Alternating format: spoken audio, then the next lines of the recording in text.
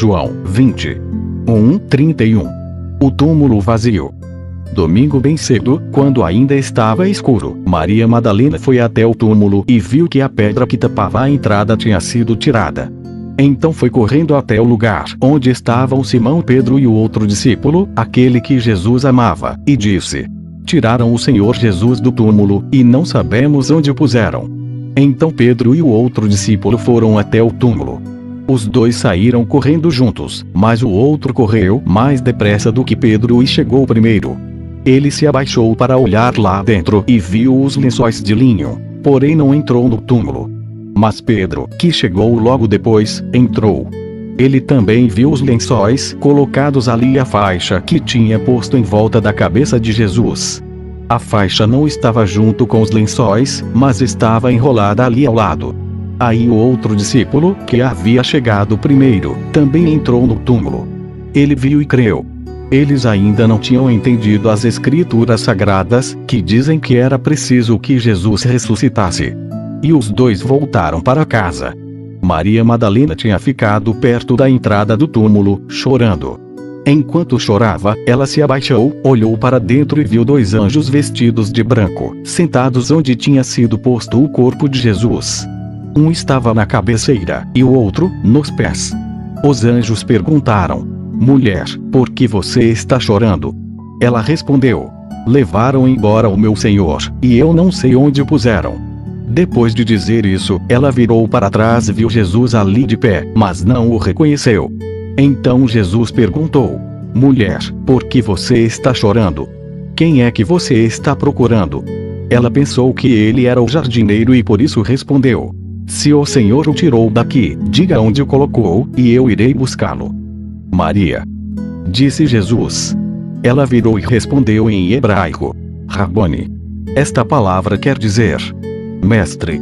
Jesus disse: Não me segure, pois ainda não subi para o meu Pai. Vá se encontrar com os meus irmãos e diga a eles que eu vou subir para aquele que é o meu Pai e o Pai deles, o meu Deus e o Deus deles. Então Maria Madalena foi e disse aos discípulos de Jesus: Eu vi o Senhor. E contou o que Jesus lhe tinha dito. Naquele mesmo domingo, à tarde, os discípulos de Jesus estavam reunidos de portas trancadas, com medo dos líderes judeus. Então Jesus chegou, ficou no meio deles e disse: Que a paz esteja com vocês. Em seguida lhes mostrou as suas mãos e o seu lado. E eles ficaram muito alegres ao verem o Senhor. Então Jesus disse de novo: Que a paz esteja com vocês. Assim como o Pai me enviou, eu também envio vocês. Depois soprou sobre eles e disse: Recebam o Espírito Santo. Se vocês perdoarem os pecados de alguém, esses pecados são perdoados. Mas, se não perdoarem, eles não são perdoados. Acontece que Tomé, um dos discípulos, que era chamado de o Gêmeo, não estava com eles quando Jesus chegou. Então os outros discípulos disseram a Tomé: Nós vimos o Senhor. Ele respondeu: Se eu não vir o sinal dos pregos nas mãos dele, e não tocar ali com o meu dedo, e também se não puser a minha mão no lado dele, não vou crer. Uma semana depois, os discípulos de Jesus estavam outra vez reunidos ali com as portas trancadas, e Tomé estava com eles. Jesus chegou, ficou no meio deles e disse: Que a paz esteja com vocês. Em seguida disse a Tomé: Veja as minhas mãos e ponha o seu dedo nelas. Estenda a mão e ponha no meu lado. Pare de duvidar e creia. Então Tomé exclamou: Meu Senhor e meu Deus! Você creu porque me viu. Disse Jesus: Felizes são os que não viram, mas assim mesmo creram. Jesus fez diante dos discípulos muitos outros milagres que não estão escritos neste livro. Mas estes foram escritos para que vocês creiam que Jesus é o Messias, o Filho de Deus. E para que, crendo, tenham vida por meio dele. João 21. 25. Jesus aparece a 7 discípulos. Depois disso, Jesus apareceu outra vez aos seus discípulos, na beira do lago da Galileia. Foi assim que aconteceu. Estavam juntos Simão Pedro e Tomé, chamado o Gêmeo. Natanael, que era de Caná da Galileia, os filhos de Zebedeu e mais 2 discípulos. Simão Pedro disse aos outros: Eu vou pescar. Nós também vamos pescar com você. Disseram eles. Então foram todos e subiram no barco, mas naquela noite não pescaram nada. De manhã, quando começava a clarear, Jesus estava na praia. Porém eles não sabiam que era ele. Então Jesus perguntou: Moços, vocês pescaram alguma coisa? Nada. Responderam eles. Joguem a rede do lado direito do barco, que vocês acharão peixe. Disse Jesus. Eles jogaram a rede e logo depois já não conseguiam puxá-la para dentro do barco, por causa da grande quantidade de peixes que havia nela. Aí o discípulo que Jesus amava disse a Pedro: É o Senhor Jesus. Quando Simão Pedro ouviu dizer que era o Senhor, vestiu a capa, pois havia tirado a roupa, e se jogou na água. Os outros discípulos foram no barco, puxando a rede com os peixes, pois estavam somente a uns 100 metros da praia. Quando saíram do barco, viram ali uma pequena fogueira, com alguns peixes em cima das brasas. E também havia pão. Então Jesus disse: Tragam alguns desses peixes que vocês acabaram de pescar. Aí Simão Pedro subiu no barco e arrastou a rede para a terra. Ela estava cheia, com 153 peixes grandes, e mesmo assim não se rebentou. Jesus disse: Venham comer. Nenhum deles tinha coragem de perguntar quem ele era, pois sabiam que era o Senhor. Então Jesus veio, pegou o pão e deu a eles. E fez a mesma coisa com os peixes. Foi esta a terceira vez que Jesus, depois de ter sido ressuscitado, apareceu aos seus discípulos. Quando eles acabaram de comer, Jesus perguntou a Simão Pedro: Simão, filho de João, você me ama mais do que estes outros me amam? Sim, o Senhor sabe que eu o amo, Senhor. Respondeu ele. Então Jesus lhe disse: Tome conta das minhas ovelhas. E perguntou pela segunda vez: Simão, filho de João, você me ama? Pedro respondeu: Sim, o Senhor sabe que eu o amo, Senhor. E Jesus lhe disse outra vez: Tome conta das minhas ovelhas. E perguntou pela terceira vez: Simão, filho de João, você me ama? Então Pedro ficou triste por Jesus ter perguntado 3 vezes: Você me ama? E respondeu: O Senhor sabe tudo e sabe que eu o amo, Senhor. E Jesus ordenou: Tome conta das minhas ovelhas. Quando você era moço, você se aprontava e ia para onde queria. Mas eu afirmo a você que isto é verdade. Quando for velho, você estenderá as mãos, alguém vai amarrá-las e o levará para onde você não vai querer ir. Ao dizer isso, Jesus estava dando a entender de que modo Pedro ia morrer, e assim fazer com que Deus fosse louvado. Então Jesus disse a Pedro: Venha comigo. Então Pedro virou para trás e viu que o discípulo que Jesus amava vinha atrás dele. Este era o mesmo que estava ao lado de Jesus durante o jantar da Páscoa, e que havia chegado para mais perto dele e perguntado: Senhor, quem é o traidor? Quando Pedro viu aquele discípulo, perguntou a Jesus: O que diz, Senhor, a respeito deste aqui?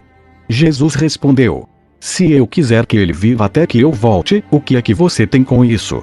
Venha comigo. Então se espalhou entre os seguidores de Jesus a notícia de que aquele discípulo não ia morrer. Mas Jesus não disse isso. Ele apenas disse: Se eu quiser que ele viva até que eu volte, o que é que você tem com isso? Este é o discípulo que falou destas coisas e as escreveu. E nós sabemos que o que ele disse é verdade. Ainda há muitas outras coisas que Jesus fez. Se todas elas fossem escritas, uma por uma, acho que nem no mundo inteiro caberiam os livros que seriam escritos. 1 João 5. 1:21. Vitória sobre o mundo. Todos aqueles que creem que Jesus é o Messias são filhos de Deus. E quem ama um pai ama também os filhos desse pai. Nós sabemos que amamos os filhos de Deus quando amamos a Deus e obedecemos aos seus mandamentos. Pois amar a Deus é obedecer aos seus mandamentos. E os seus mandamentos não são difíceis de obedecer, porque todo filho de Deus pode vencer o mundo. Assim, com a nossa fé conseguimos a vitória sobre o mundo. Quem pode vencer o mundo? Somente aquele que crê que Jesus é o Filho de Deus. Jesus Cristo é aquele que veio com a água do seu batismo e com o sangue da sua morte. Ele veio com a água e com o sangue, não somente com a água. E o próprio Espírito Santo é testemunha de que isso é verdade, porque o Espírito é a verdade. Há 3 testemunhas: o Espírito, a água e o sangue, e esses 3 estão de pleno acordo. Nós aceitamos o testemunho dos seres humanos, mas o testemunho de Deus tem mais valor. E esse é o testemunho que Deus deu a respeito do seu Filho. Aquele que crê no Filho de Deus tem esse testemunho no seu próprio coração. Mas quem não crê em Deus faz de Deus um mentiroso, porque não crê no testemunho que Deus deu a respeito do seu Filho. E este é o testemunho: Deus nos deu a vida eterna, e essa vida é nossa por meio do seu Filho. Quem tem o Filho tem a vida. Quem não tem o Filho de Deus não tem a vida. Eu escrevo essas coisas a vocês que creem no Filho de Deus, para que vocês saibam que têm a vida eterna. Quando estamos na presença de Deus, temos coragem por causa do seguinte: se pedimos alguma coisa de acordo com a sua vontade, temos a certeza de que Ele nos ouve. Assim sabemos que Ele nos ouve quando lhe pedimos alguma coisa. E, como sabemos que isso é verdade, sabemos também que Ele nos dá o que lhe pedimos. Se alguém vê o seu irmão cometer algum pecado que não traz a morte, deve orar a Deus, e Ele dará a vida a essa pessoa. Isso, no caso de pecados que não trazem a morte. Mas há pecado que traz a morte, e eu não digo que vocês orem a respeito desse pecado. Toda maldade é pecado, porém há pecados que não trazem a morte. Sabemos que os filhos de Deus não continuam pecando, porque o Filho de Deus os guarda, e o maligno não pode tocar neles. Sabemos que somos de Deus, e que o mundo todo está debaixo do poder do maligno.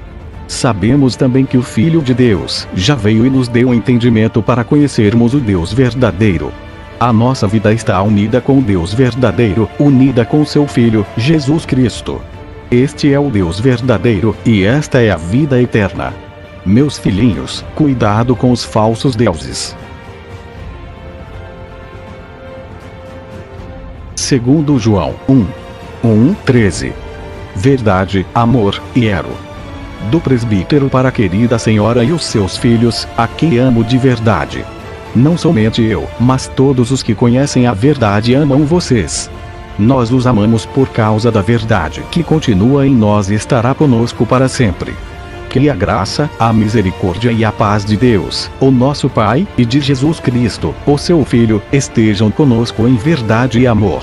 Eu fiquei muito feliz quando soube que alguns dos seus filhos vivem de acordo com a verdade, como o Pai nos mandou viver.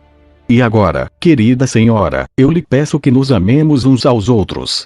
Não lhe dou um mandamento novo, mas o mesmo que temos tido desde o começo. Esse amor quer dizer isto: viver uma vida de obediência aos mandamentos de Deus. Como vocês ouviram desde o começo, o mandamento é este: continuem a amar uns aos outros. Muitos enganadores têm se espalhado pelo mundo, afirmando que Jesus Cristo não veio como um ser humano. Quem faz isso é o enganador, e o inimigo de Cristo. Tomem cuidado com vocês mesmos, para que não percam o trabalho que já fizemos, mas recebam a recompensa completa. Quem não fica com o ensinamento de Cristo, mas vai além dele, não tem Deus. Porém quem fica com o ensinamento de Cristo, esse tem tanto o Pai como o Filho. Se alguém for até vocês e não levar o ensinamento de Cristo, não recebam essa pessoa na casa de vocês, nem lhe digam: que a paz esteja com você. Pois quem deseja paz a essa pessoa é seu companheiro no mal que ela faz. Ainda tenho muitas coisas a dizer a vocês, mas não quis fazer isso por carta.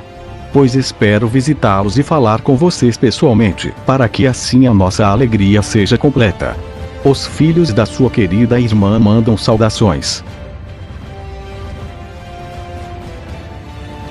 3 João 1:15. Elogio a Gaio. Do presbítero ao querido Gaio, a quem amo de verdade. Meu querido amigo, tenho pedido a Deus que você vá bem em tudo e que esteja com boa saúde, assim como está bem espiritualmente. Fiquei muito contente quando alguns irmãos chegaram e me contaram como você é fiel à verdade e como sempre vive na verdade.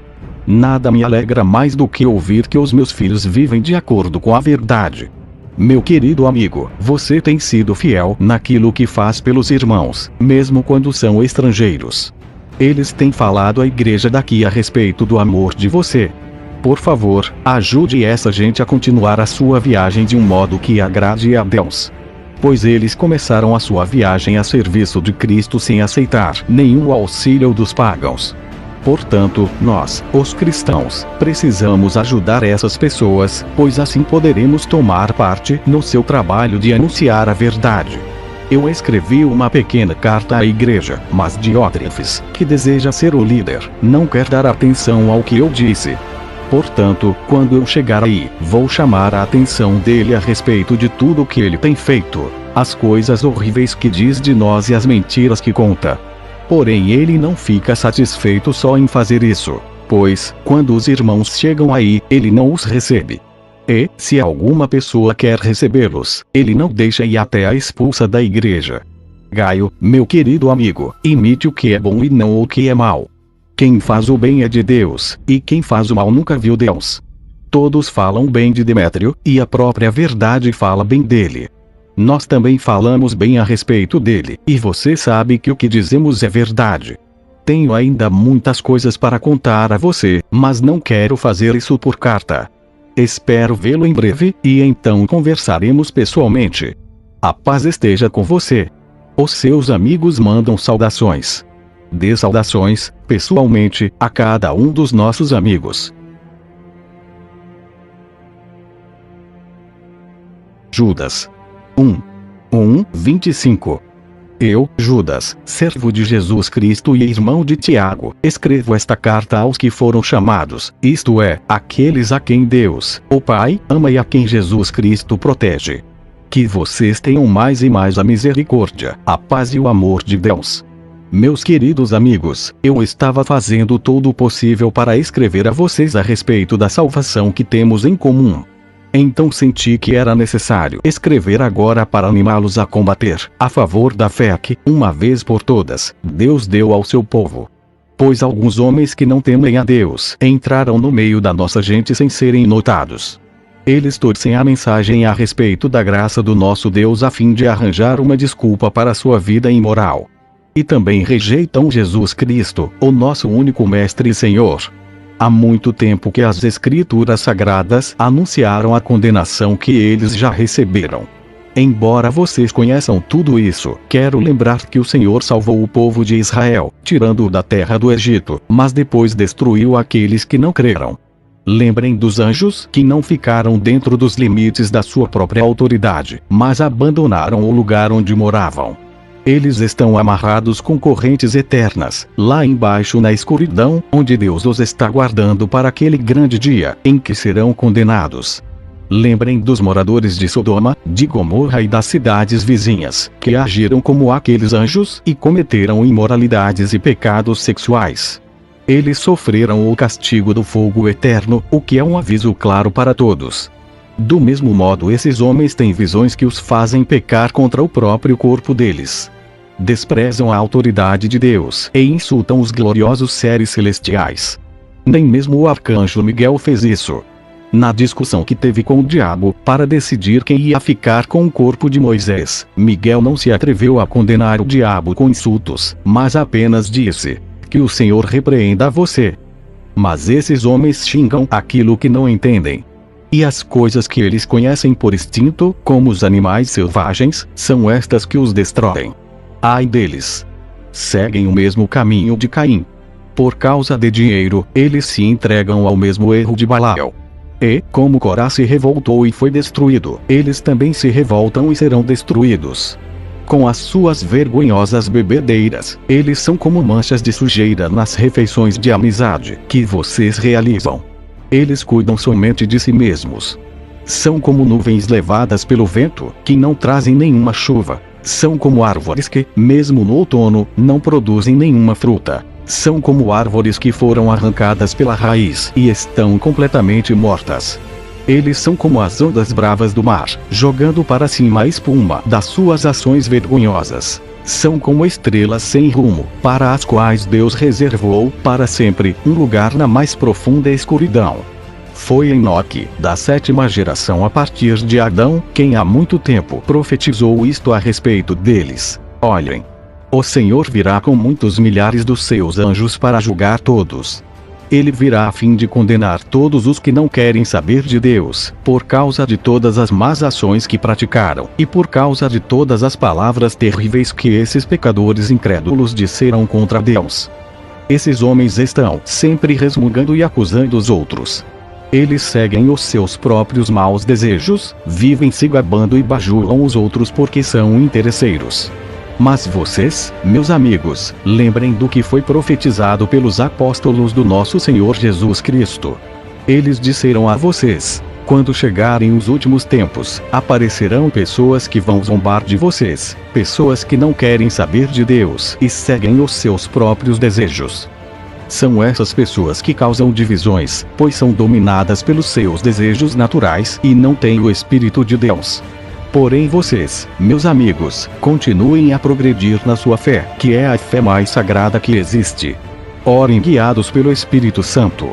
E continuem vivendo no amor de Deus, esperando que o nosso Senhor Jesus Cristo, na sua misericórdia, dê a vocês a vida eterna. Tenham misericórdia dos que têm dúvidas. Salvem outros, tirando-os do fogo. E para com outros mostrem misericórdia com medo, odiando até as roupas deles, manchadas pelos seus desejos pecaminosos. Deus pode evitar que vocês caiam, e pode apresentá-los sem defeito e cheios de alegria na sua gloriosa presença.